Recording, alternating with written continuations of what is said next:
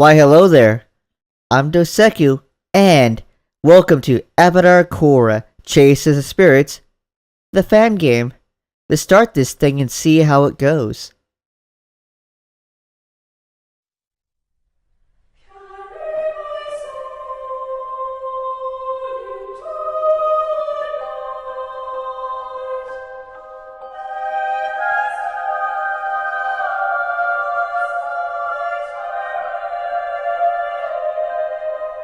Oh, yeah, there we go. Forgot. This is actually controlled by the player. Now, here's a fun little thing. You can walk around using the gamepad, but you won't be able to control the camera because the camera is used via the mouse. Or, you can walk around using the keyboard, using the standard WASD keys. Now, using the keyboard gives you the stepping sound effects that you hear. Well, earlier while using the gamepad, although we moved forward, we got no such effect. It's kind of weird. Oh well. Anyway, it looks like we're in a snowy mountain region. Not a thing to be had because it's the intro.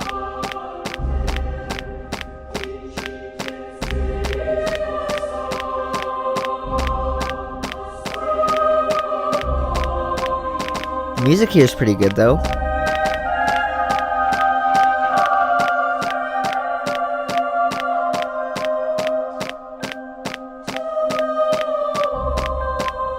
Although the rocks leave a little to be desired.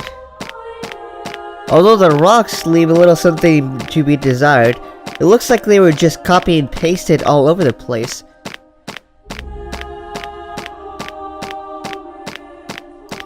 I think we'll see a better example of that in a few moments here. Right there, you see the mountain face off to the right? You got, it looks like 3 to 4 of the same shape, just placed right next to each other. Heck, it's more evident off to the left there when you can see a whole bunch of them.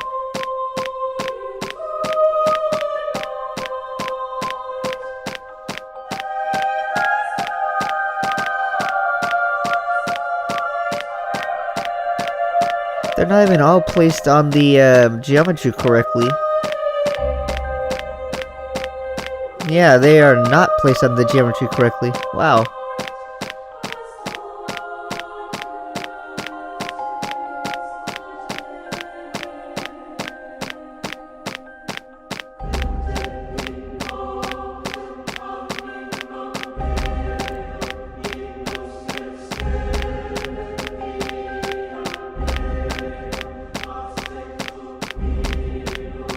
Now the rocks have no bottom to them, so you can actually see right through them.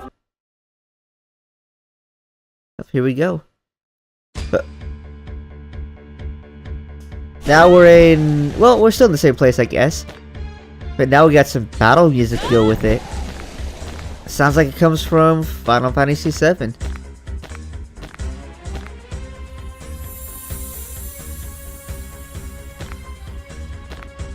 Aw, thanks, mystery dog. Now, of course, what I'm shooting there is our water bending ability. We get a few of them. We got water, ice, wind, and earth. Primarily, we're going to be using the, fire ability once we actually get to an enemy. The other ones really don't do much. Or they won't do anything at all, honestly. Considering the enemies here have only one weakness, and you get told what that is once we get to it.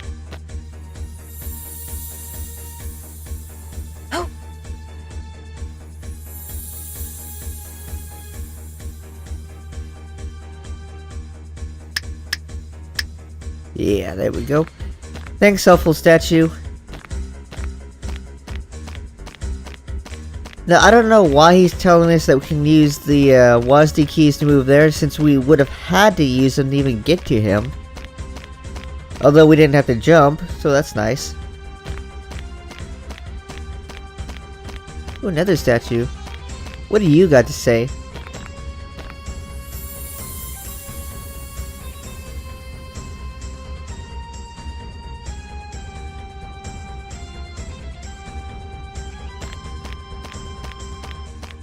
Basically, red is your health, green is your MP. Your MP is what's going to be restored slowly as time goes on when you're not using your avatar magic.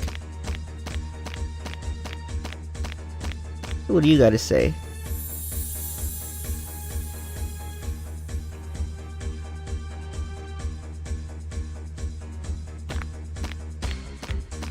Basically, you see that thing with the big giant red crystal on the top? That acts as both your in and save point. All you gotta do is walk in, like so. See the little sparkles? That means the game is saved, energy is restored, and we can move on.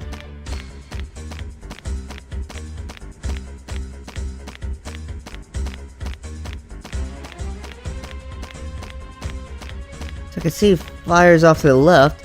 That must be a town, right? But before we do, let's visit this green orb, which is actually a statue.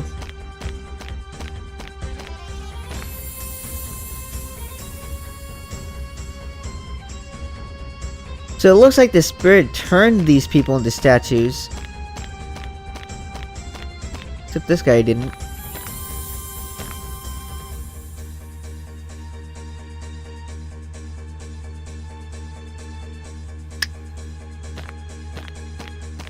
Alright, here we are. This is the primary move you're going to be using for just about the rest of the game because this is actually the only kind of low-level enemy you're going to see here. Unfortunate. And their only weakness is fire, as the guy back there just told us. If we use anything else, you won't be hurting them at all.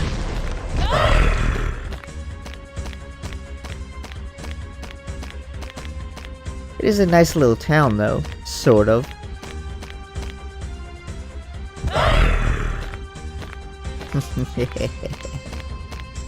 Oh.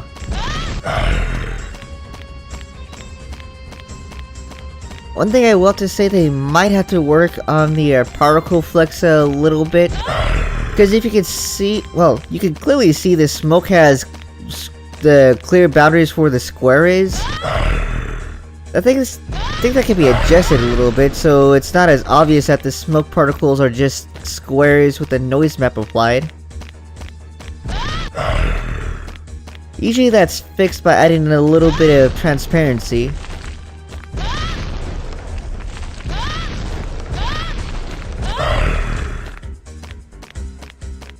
Or at least not making them so big that it's noticeable.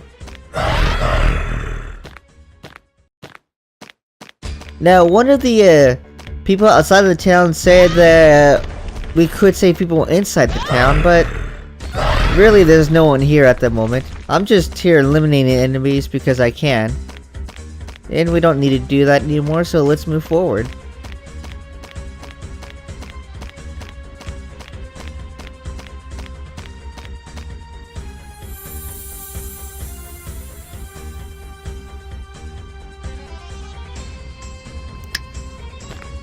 It's best not to ask why there is a pillar of fire in the snow.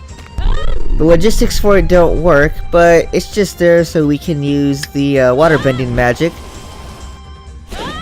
Which really, this is the only time you're going to be using the waterbending magic.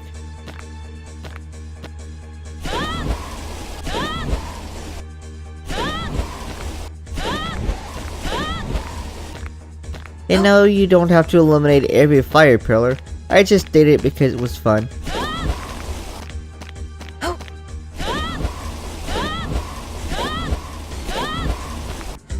And there we go.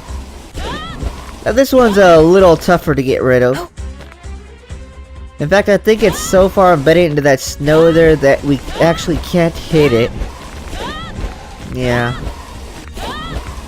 Oh well, guess we just have to go over it. Like I said, you don't have to eliminate every one of these, just the ones that you need to do to move on.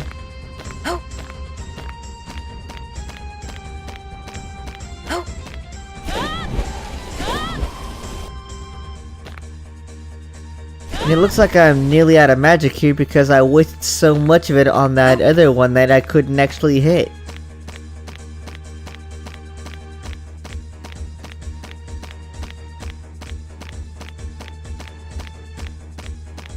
But it looks like we're out of it finally.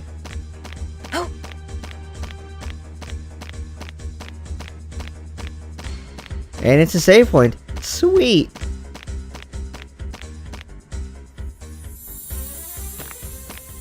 So we got 2 more guys and a big red thing back there.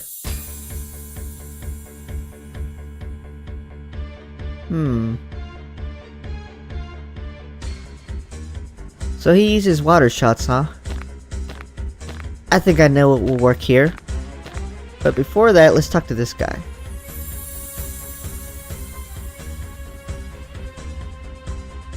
He's really just explaining that once we do enough damage to the boss here, it's going to move into a quick time event. Fairly simple. And there we go, that's our earth ability. Because it's going to work against water. Or whatever the heck element that guy is over there. If you notice, proper battle music actually started, then stopped. I'm thinking because that's location based. There's a trigger in this area, or at least like a boundary you can cross, that will trigger that music and let it play for a bit. But once you leave that boundary, it goes back to the suspense music that we're listening to right now.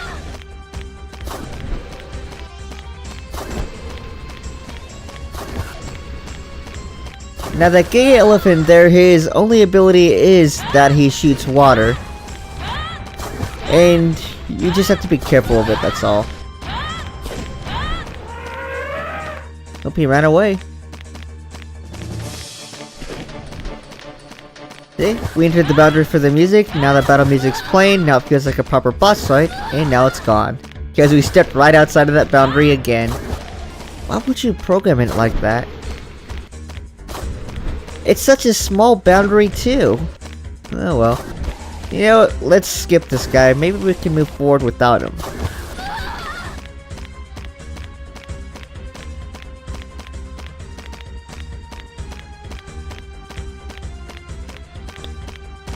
Or it could be that I lost myself because I was actually looking for the temple to re-energize my health and MP.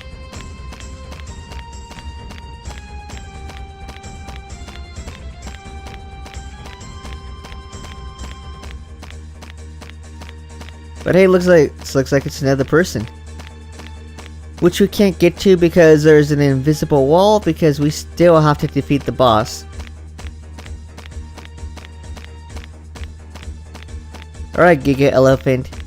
It's time we took care of you. He's just standing there waiting for us to attack. I think we can oblige him.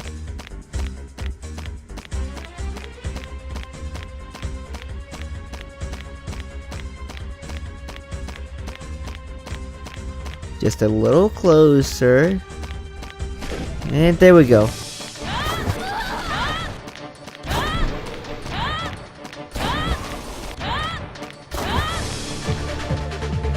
Oh crap. So this is the quick time event that the other guy told us about, right? Basically, each of your elements are assigned to a number on your keyboard. 1 through 4. Water being 1, fire being 2, air being 3, earth being 4. And you press the corresponding button according to what element is showing up on the screen here.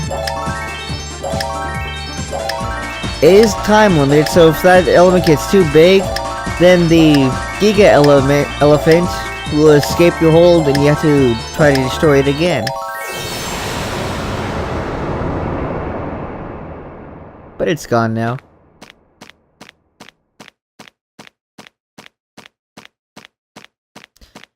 So before we move on, let's save our game.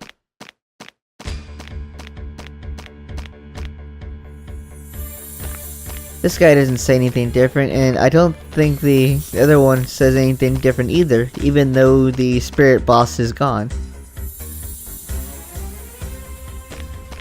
Yeah.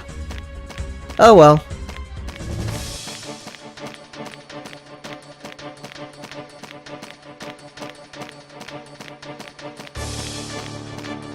So now all that's left is to proceed to where the invisible wall was before and break through it.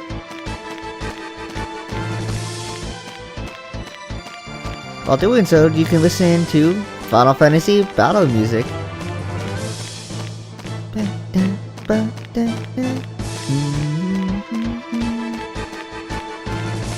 Oh well.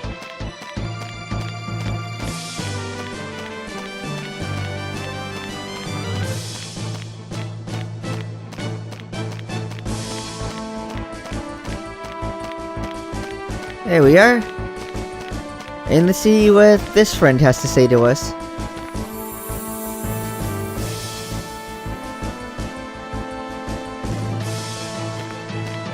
Okay, so he's talking about the avatar state.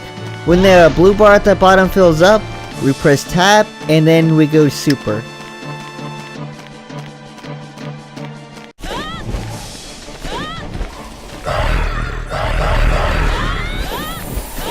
Alright, this is what avatar state looks like.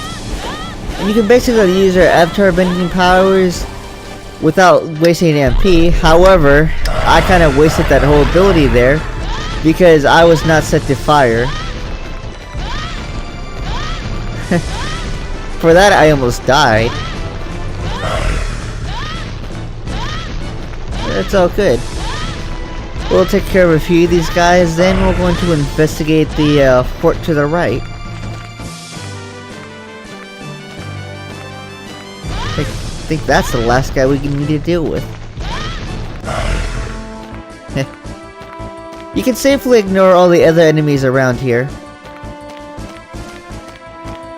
So let's go inside and see what we got.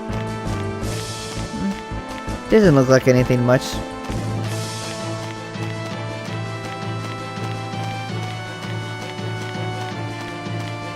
Maybe what we need is up here.